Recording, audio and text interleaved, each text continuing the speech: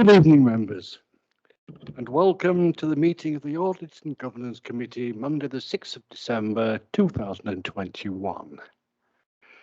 Before we get into the agenda, one or two announcements. I would like to welcome David Smith of Democratic Services and Scrutiny, our new officer. Hi, David. Welcome. I'll be calling on you in a moment to see if you want to say a few words. And to welcome Alice Fox, Guy Close's replacement, who's joined us by Teams, is it? I'll be taking the chair tonight as Vice Chairman of Committee, as Wendy Hull is incapacitated in that her husband has been released from hospital today, and I understand he's not well. My best wishes, and I'm sure your best wishes, go to Wendy and her partner for a speedy recovery. I'd also like to welcome Alice, is it? Alison from Internal Audit, who has got quite a chunk of our agenda to get through this evening. And if members are mindful, we have a late urgent item to add to the agenda, which will be agenda item 11, External Auditor Appointments Process 2023-24 onwards. And now I would like to ask members if they are willing to move internal audits recommendations and reports from agenda item 10 to the first item on the agenda, as Alison has to get home pretty sharpish. So I'll ask that when we get into the agenda itself. First of all, we have apology. Oh, I better just, no. Apologies for absence, please. Thank you, Chairman. We've got apologies from Councillors Mercer, Noland, and of course you've already mentioned the Chairman, Councillor Hull. Thank you.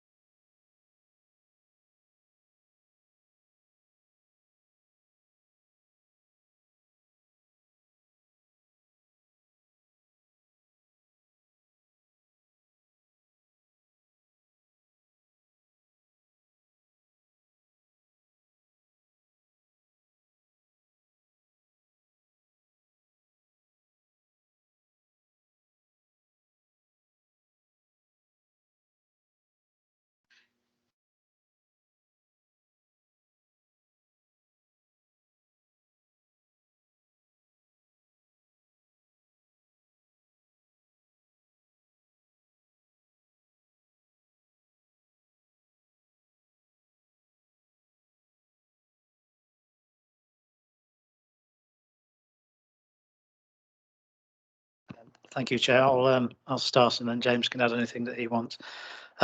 Members, what you've got at item 5, you would normally at this time of year actually get the copy of the audited statement of accounts with the external auditors report recommendations. Obviously, you haven't got that tonight.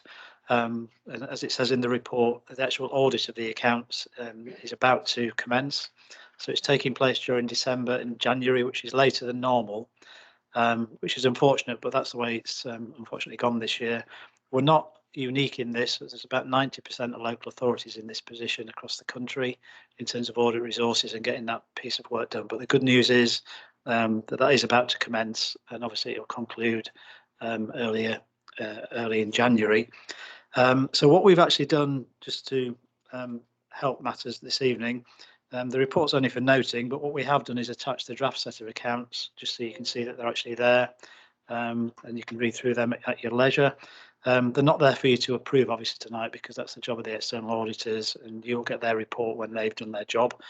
And we've also included Councillor Hull's request, something at the back of the accounts, which is the annex of the outturn position for last financial year, which went to policy committee in September, which just gives a comparison of the budget to the outturn. And that had already gone to policy in September.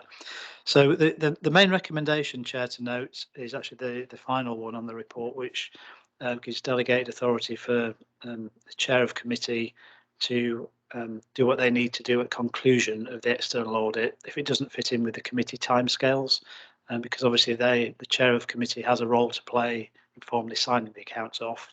Hopefully we can bring them back here and it's done through that mechanism, but because the audit's late, if it doesn't fall into that, and obviously we don't want to hold things up, we want to get last year's account signed off.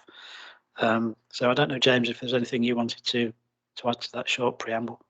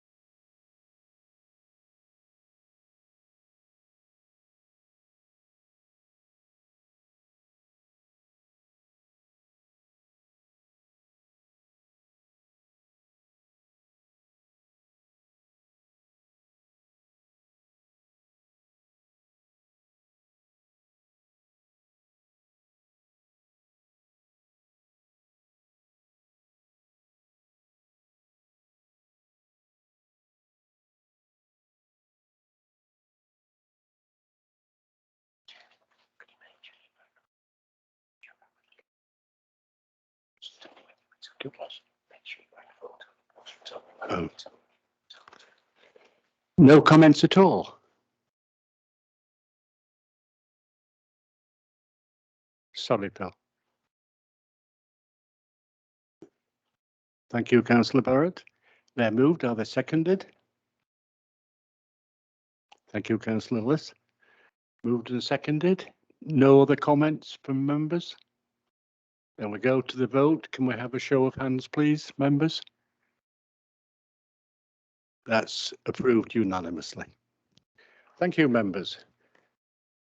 So now we move on to agenda item 6, which is the update. Oh, sorry, I do apologise. Could we look at internal audit? Would you like to, if members are willing, yes? Alison, would you like to present your reports?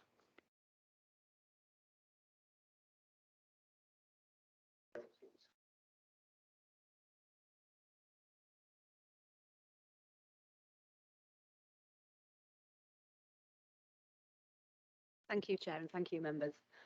So the first report that I'm bringing to you tonight is the Audit Services Progress Report, which you will be familiar with, the content of which is to update members on the progress that we've made against the 21-22 internal plan.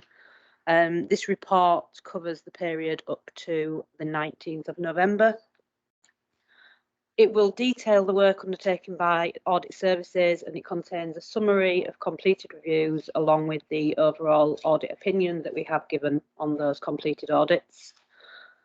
Audit Services resources have continued to be required on the COVID-19 business support schemes due to the requirement to have pre-checks and post-checks in place within the schemes open during the first quarter of 21-22.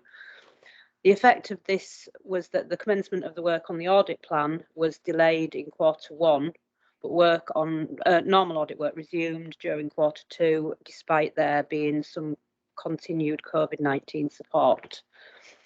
Paragraph 4.5 shows the progress against the 21-22 operational plan. As I say, this runs from the 1st of April 21 up until the 19th excuse me, of November.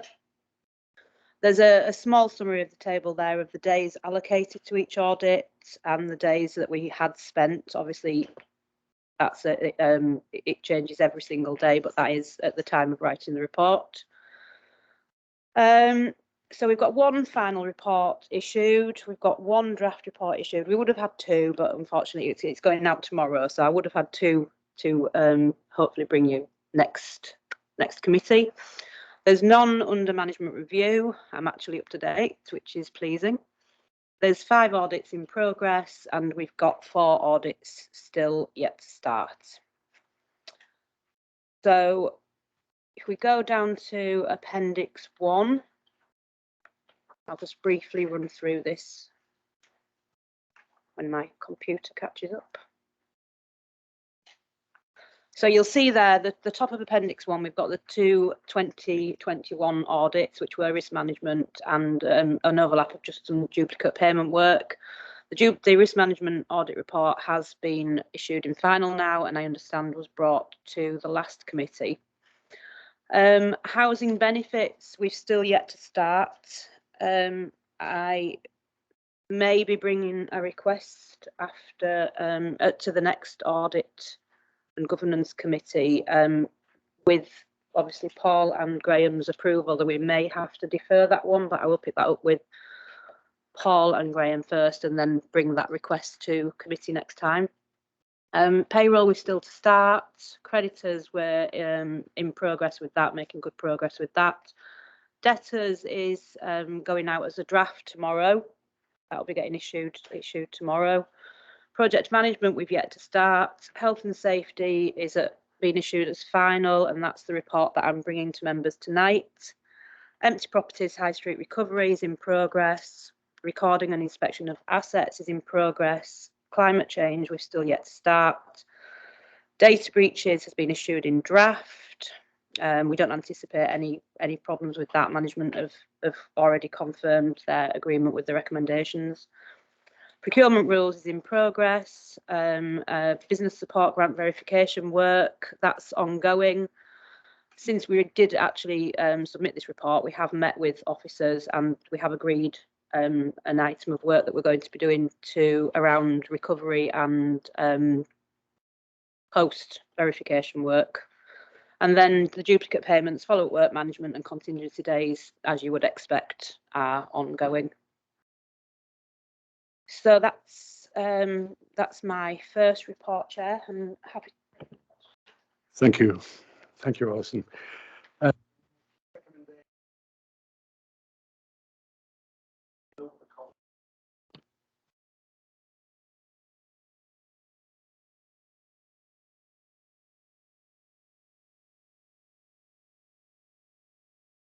Yeah, just one obvious one really for me is you said about deferring the housing benefits report. You didn't tell us as to why, whether it was time constraints or whatever. And my other comment would be still, although you say I'm not doubting it for a minute, in 6.1 the work will all be done on time, there seems to be still quite a lot of work for your team to get through, you know, and you're confident, you know, that's going to be the case. You know, we're going to be up to speed at that, and that's been 2 points for the chairman. And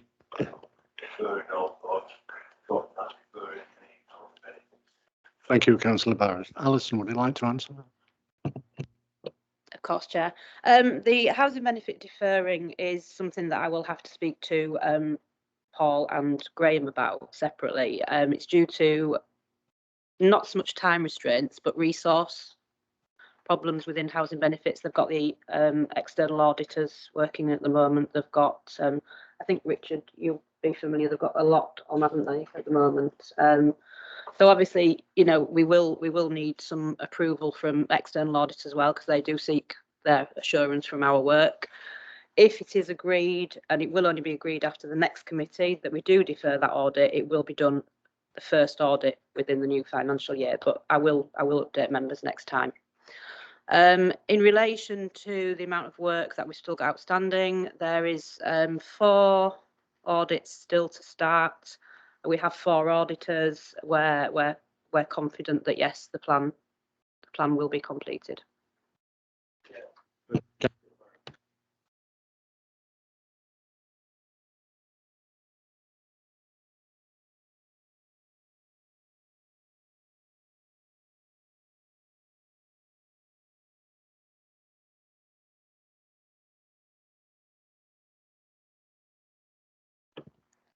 Any further questions, members, on this part of the report? No. So before we move on to 10B, this has been recommended for press and public to be excluded. But as there are no members of the public here or press or anybody who isn't entitled to be here, looking at our legal at the far and distant end in the fog, do we need to go into private session?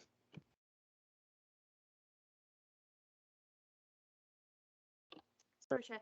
It depends if members need to debate the content. If they are happy to accept them without referring to the content, ideally we should stay in public session if possible.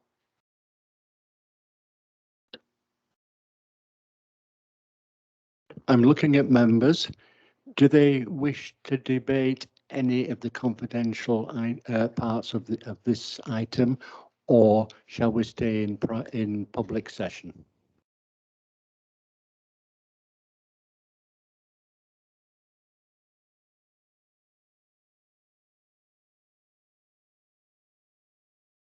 Quick show of hands then.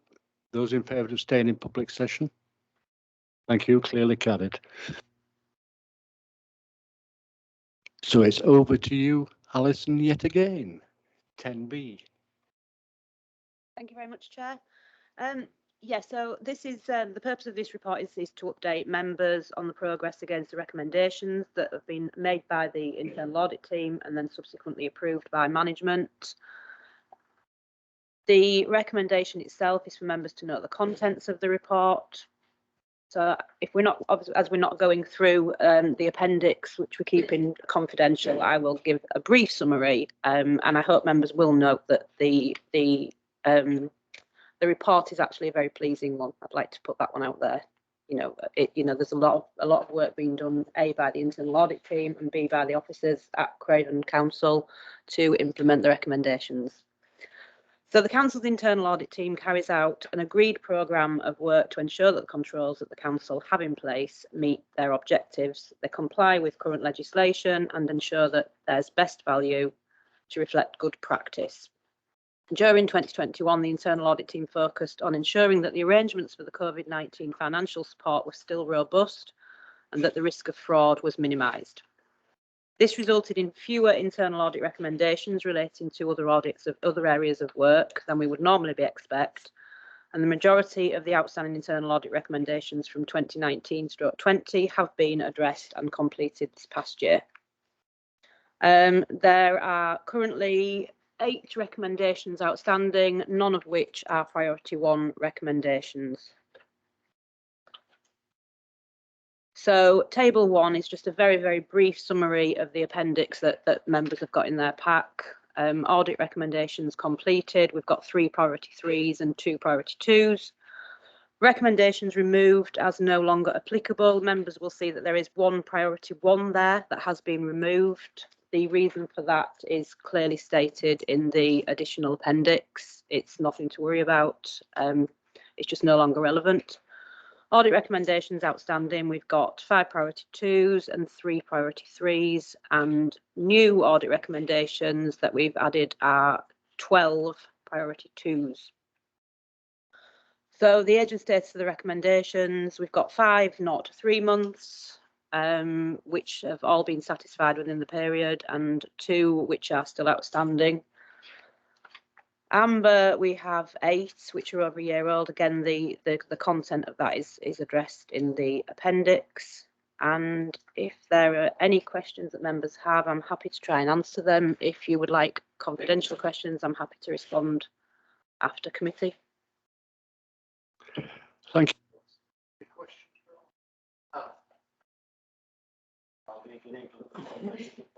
Thank you, Chair. Just for Councillor Wheeler's benefit, who's just joined us, we decided to stay in public session for the exempt appendix to agenda item 10B. So if you do want to ask any questions, we may need to move into exempt session.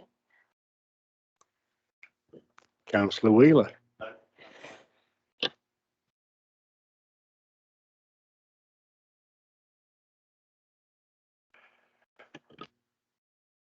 Alison, we move on to 10C, the Audit Service Report, Health and Safety 2021-22.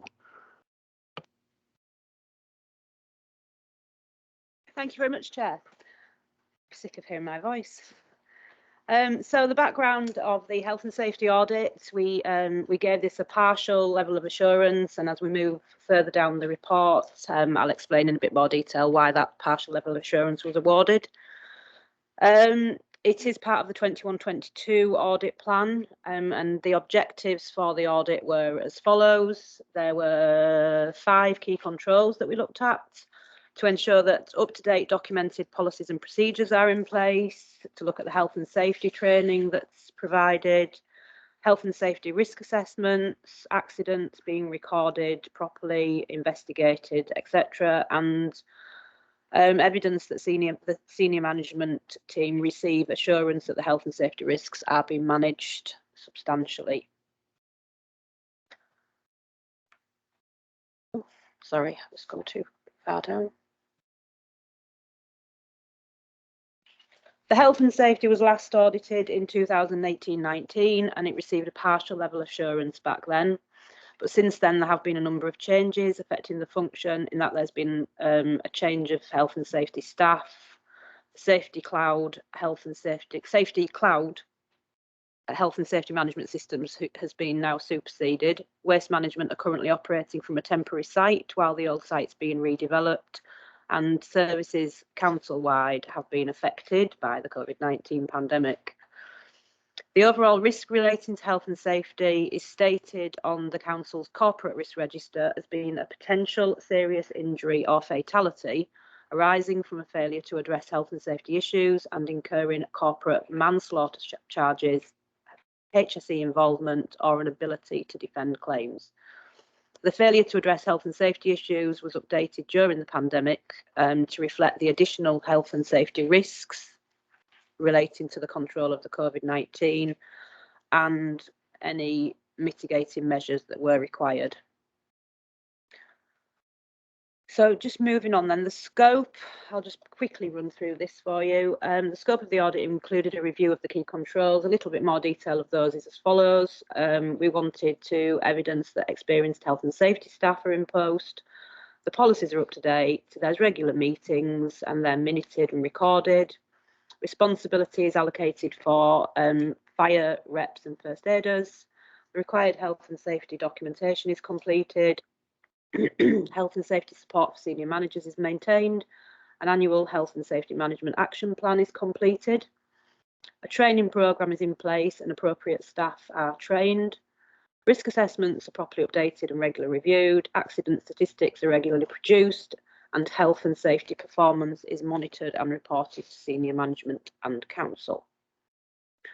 So based on the work that we carried out, audit services have, as I've already said, given this audit a partial level of assurance on the internal control framework, with the function being in line with the public sector internal audit standards. We did observe good practice overall in terms of progress being made to improve the function since the previous audit and the steps being taken to address issues. In particular, documentation was noted as having been updated and introduced to allow consistent application, and it was recognised here that the COVID pandemic did cause obvious disruption to progress in other areas and inevitable delays. So I don't propose to go through all the recommendations. I think we made 12 recommendations were made, and they were all at priority 2. All have been agreed by management and have dates when we expect these to be actioned. No issues were found from the review of accidents. However, the number of accidents was observed as low for the period. Understandably, you know, it included some service closures during lockdowns and staff were working from home rather than in the office. So unless there's any particular recommendation that members would like me to go through, I'm happy to take questions. Thank you, Alison.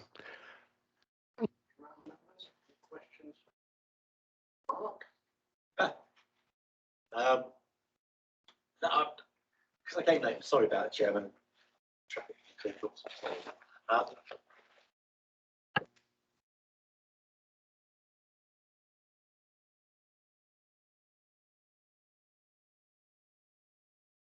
Yeah, have we gone through 10A as well? Yeah, because I had questions about 10A, not about 10B. So I'd sooner defer to the members who've got questions about 10B and come back to 10A if I may.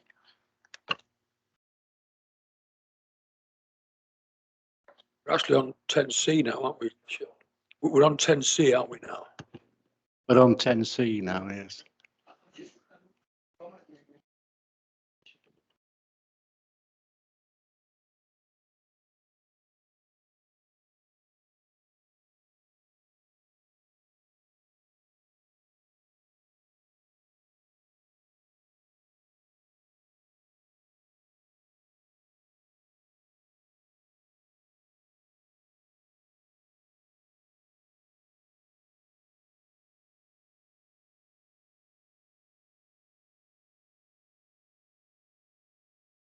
No, I don't think there was any doubt in his capacity to fulfil the job.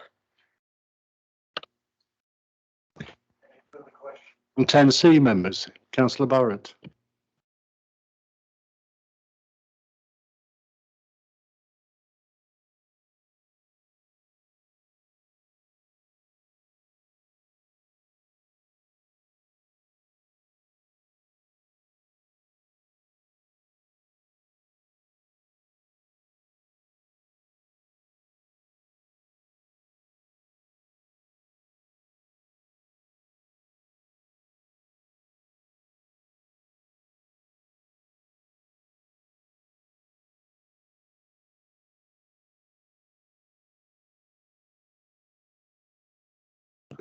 Sorry, Charlotte.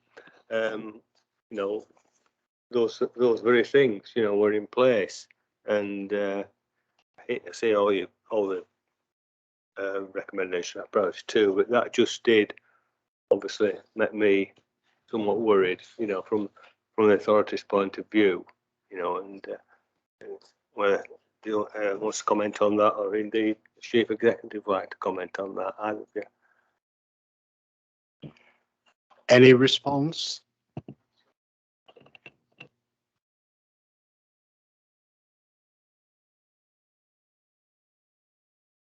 Clearly, Chair, we are in public session at the moment, so I do want to be careful in what I do say.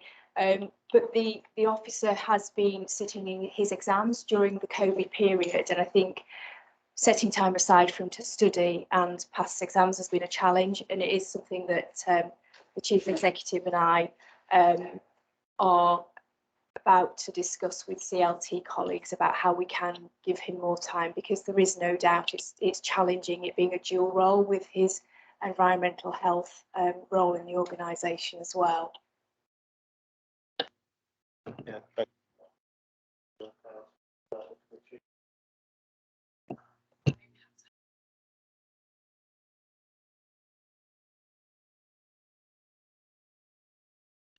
Thank you, Councillor Barrett.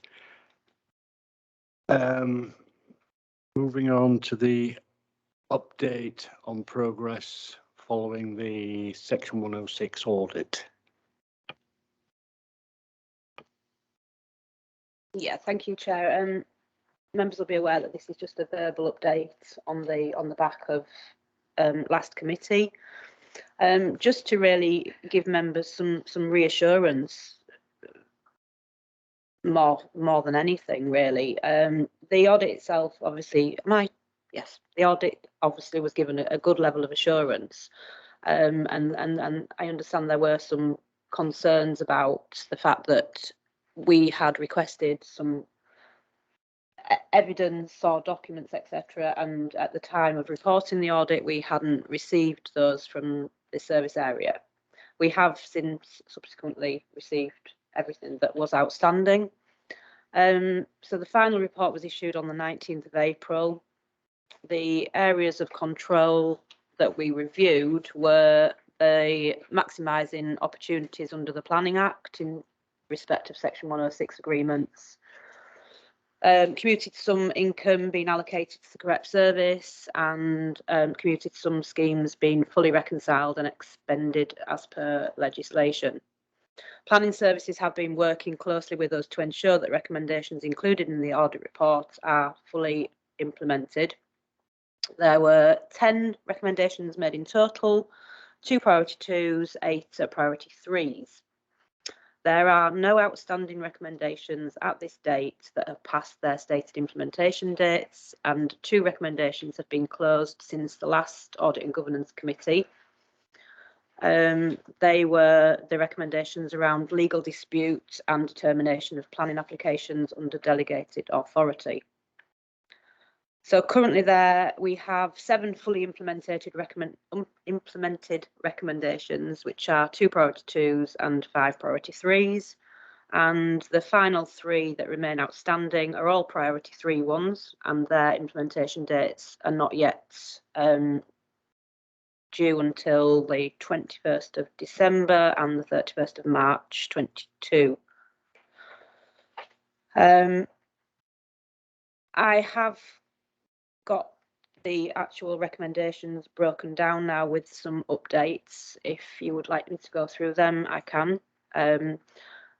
The priority 3, we haven't got an update on that one, but that's one of the ones that's the implementation date is still a month away.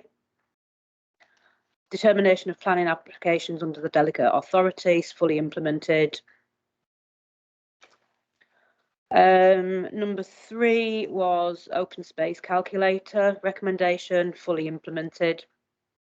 The legal dispute recommendation with the ongoing dispute has now been fully implemented. We had an update from planning enforcement on the 17th of November about that, and the auditors have been in touch with the council solicitor. Trigger points within agreements identified. The implementation date has not yet been reached. That's the one that is the 21st of December, that one. The allocation of planning gains to relevant services is fully implemented. The publication of the council's IFS has led to the production of the process map, which details and records updates for all the departments. Monitoring of Section 106 agreements is fully implemented. The finance manager and the various officers within the service monitor the planning gain on a regular basis. Monitoring documents, work had already begun on this before the audit was complete, and that is now fully implemented too. Expenditure is no update provided. That falls into the one that's due the 21st of December. And compliance with the council's procurement rules and financial rules fully implemented. I'm struggling with that word tonight. Fully implemented. So I hope that reassures members that progress has been made significantly since we last brought the report to this committee.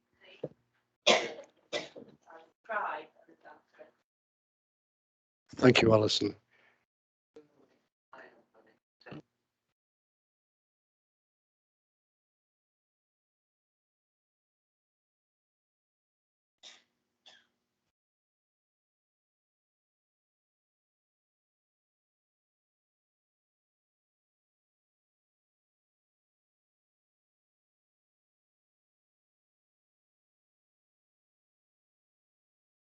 Just for clarity, Chairman, on number 2, it says in red print at the bottom of that recommendation that the overall audit opinion on this report therefore excludes this element of the process. Is that still the case? I'm sorry, could you repeat that, On please? the number 2, the determination of planning application.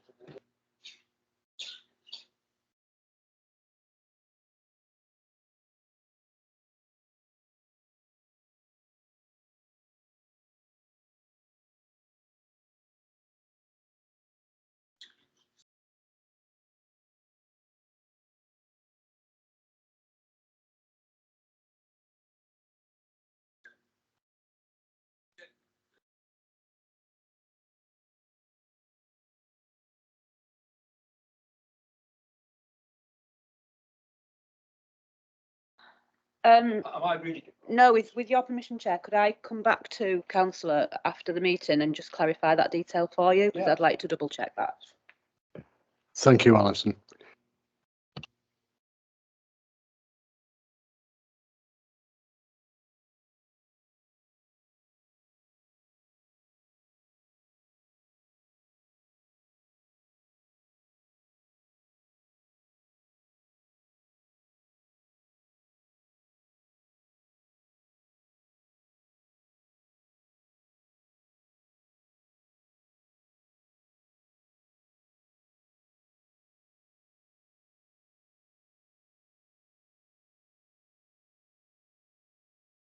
Wheeler.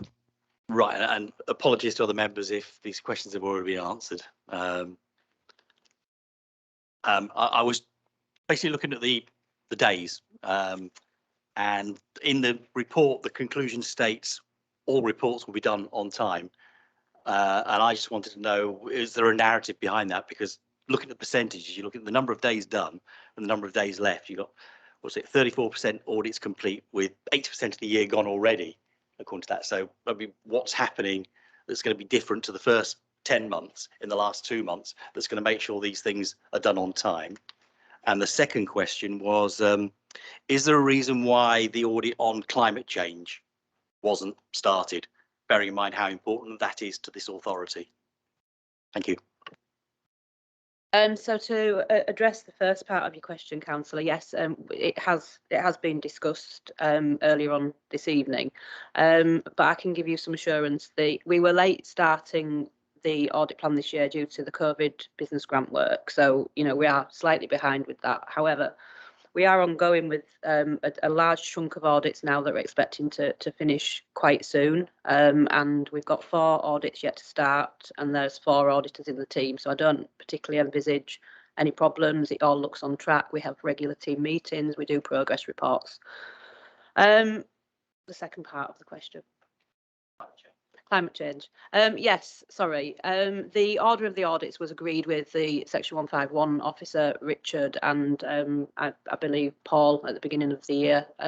So that we tried to prioritise audits that fit in with the service areas, and for various reasons, climate change came in Q4.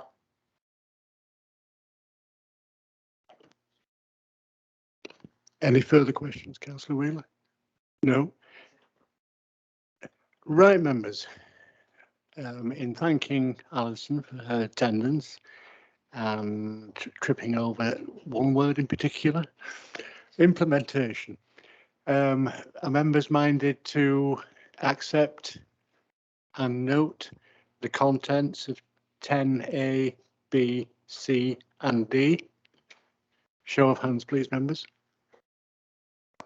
Thank you, members, and thank you, Alison, for coming tonight. Okay, we're such riveting company, aren't we?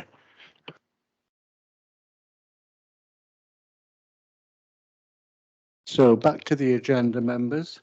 We're now on agenda item 6, update from the Q2 meeting of the Council's Risk Management Group held on the 12th of October 2021. Again, it's the report of the Chief Finance Officer.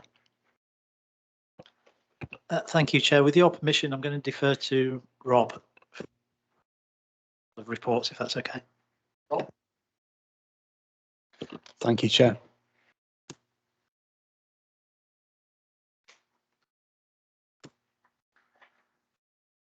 So this report is a brief update from the quarterly meeting of the Council's Risk Management Group that was held on the 12th of October. So that there are 2 things to for councillors to consider on this report. The first is to just note the topics that were covered at the group meeting. The second is to note and approve the 2 additions to the corporate risk register that were recommended at the group meeting. So, as councillors may remember, there was a report that was brought to the last committee meeting about risk management from the internal audit team.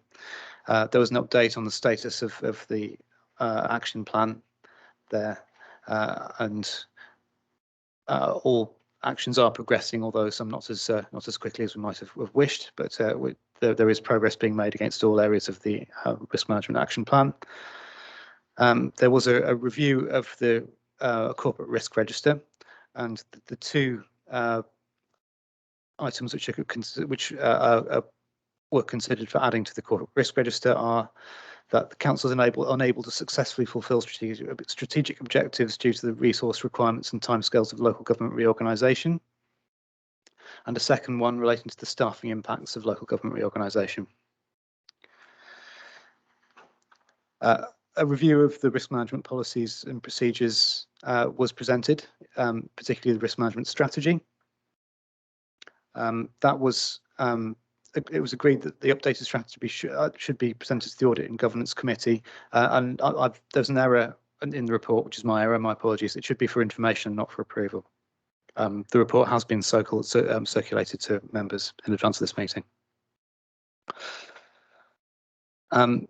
It was also decided that in the context of capacity and upcoming changes from LGR, risk management training that was a recommendation from the risk management internal audit report will be placed online rather than being held in person. Thank you. Thank you, Rob. Did you suggest that it should read note for information, the two additions to the council's corporate risk register? No. For the risk register, it should say note and approve. It's the risk management strategy that's for information. Thank you, Rob. Right, members. Councillor Wheeler.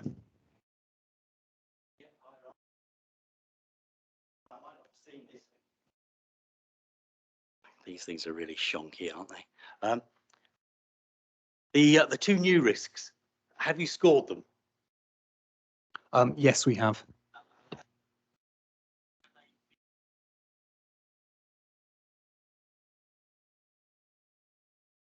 No, the scores haven't been circulated. If members would like to see the scores, we could circulate them immediately after the meeting. I think in light of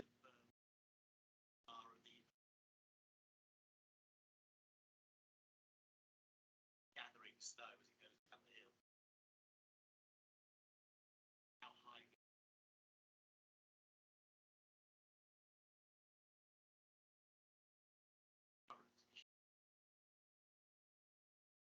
Thank you, Councillor Wheeler.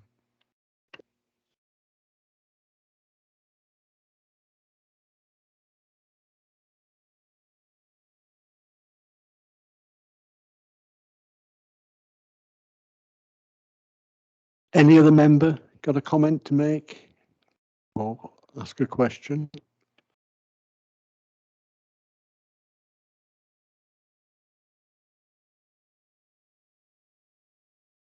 No further questions to Rob.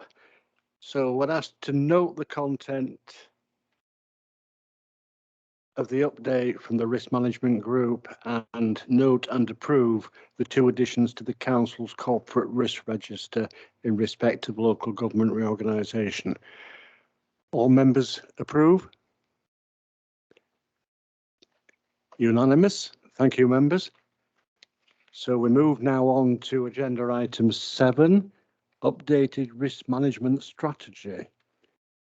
Again, it's Rob leading on this one. So this is the item where, apologies, my error, that this should be for information, so it should just be note and comment. One of the recommendations, as stated in the report from the risk management group meeting from the internal audit report, was that the council's policies and procedures relating to risk management should be reviewed by the risk management group.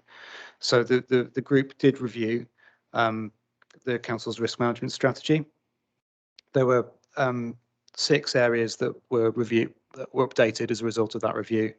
They're related to the process for identifying, verifying, and reporting updated risks, ensuring that the risk profile is monitored by the risk management group, updating the range of risks to reflect risks relating to our ability to deliver on the declared climate emergency,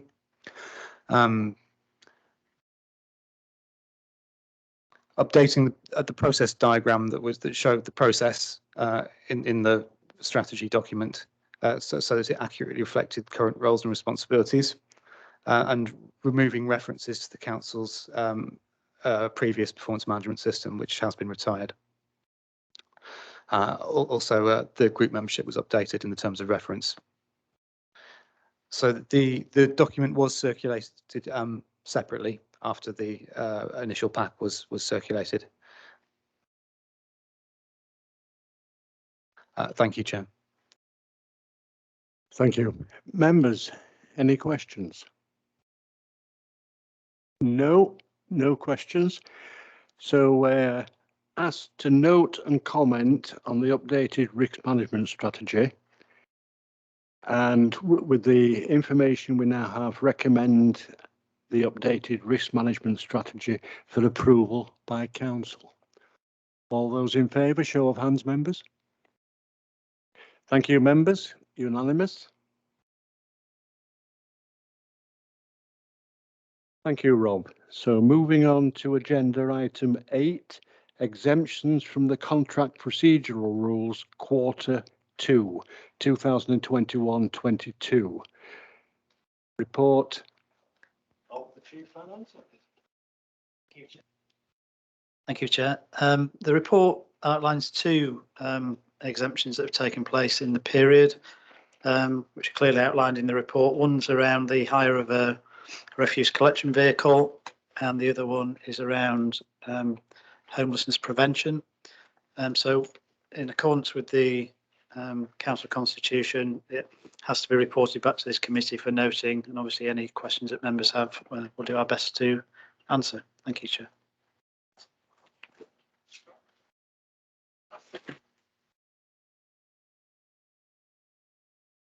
Thank you, Graham. We're being asked to note the 2 exemptions granted from the council's contract procedural rules. Looking round, members, any questions to ask? No. No members have any questions. Councillor Wheeler, I thought you'd been quiet for a while. Yeah, I think probably that I just need assurances from this procedure that we're voting for regarding the service we provide for homelessness and rough sleepers. Obviously, issues have been raised. So, am I reading it right that the current contract we have with Horton is insufficient, and we're getting somebody else, or we're extending it because the service they provide doesn't read particularly well?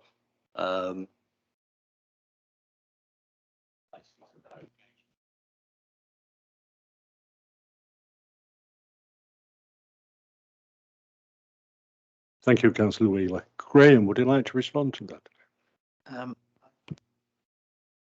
I'm going to defer to Rob, who's probably got a bit more back. If not, we can come back to Councillor Wheeler separately. Rob, do you want to? Sure, I'm happy. The exemption is to provide an additional contract to Horton. So it's additional funding to provide additional service to Horton because the level of demand has increased. Wheeler. Right. So what we're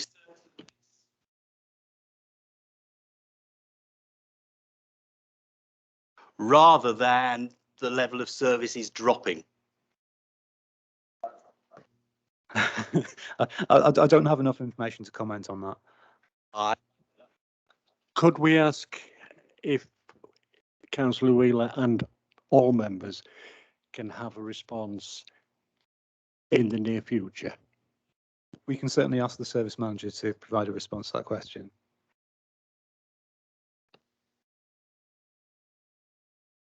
Yes, although bearing in mind we're voting on the exemption, I think I'll abstain from the vote.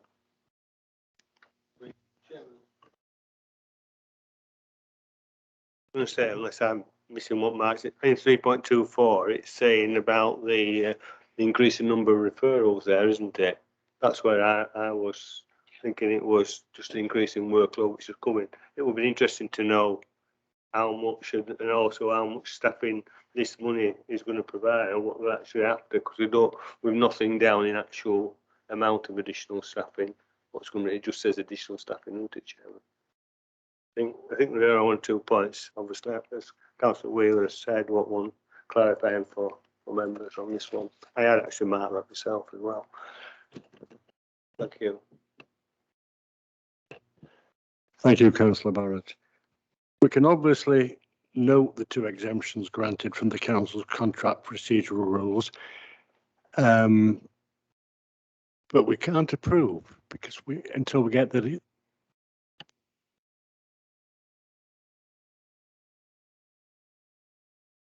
I can perfectly understand Councillor Wheeler's concern here, but I think the first one, that's fine.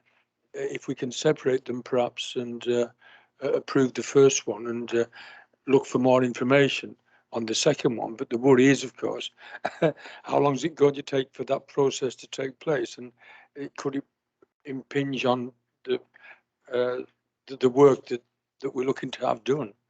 Chair.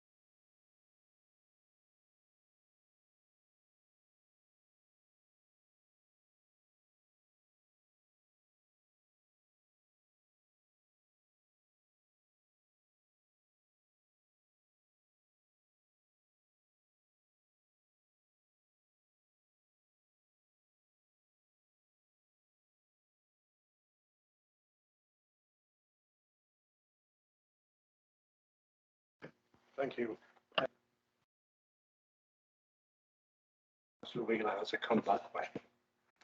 Thank you, Chair. Just a point of clarity, really, in terms of what the report is. It's asking the committee to note the 2 exemptions. It isn't asking for approval of them because it's already happened in accordance with the council's constitution and financial rules. That this was able to be agreed and then reported here for noting. The next report on the agenda is different because of what it is and the values. That's actually asking for your approval to do something. So just thought I should clarify that, Chair. Councillor Wheeler. Oddly enough, that was something I was going to say. I said, what I've done is I've set a hair running for something that possibly is out of our control anyway.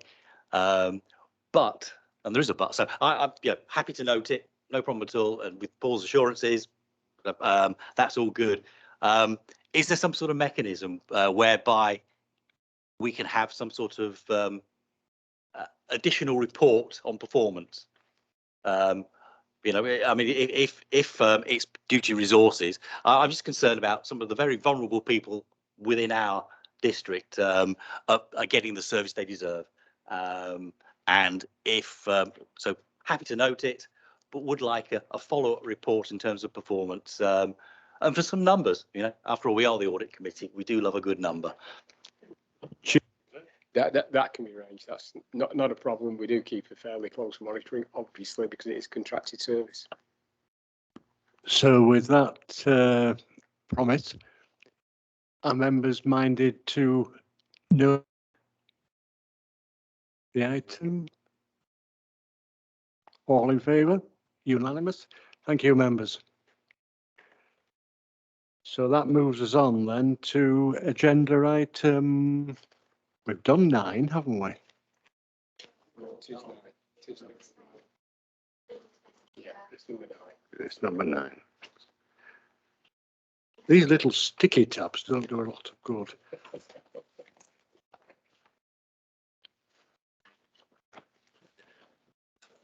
Right, members, moving on to agenda item 9. This report is again given a recommendation of press and public to be excluded. Are members minded to exclude press and public?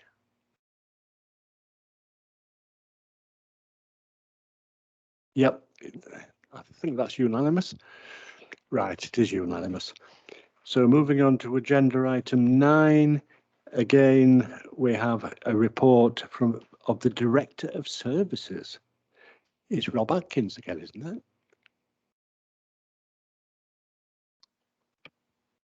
So, sorry, thank you, Chair. Annette, do you want to come in?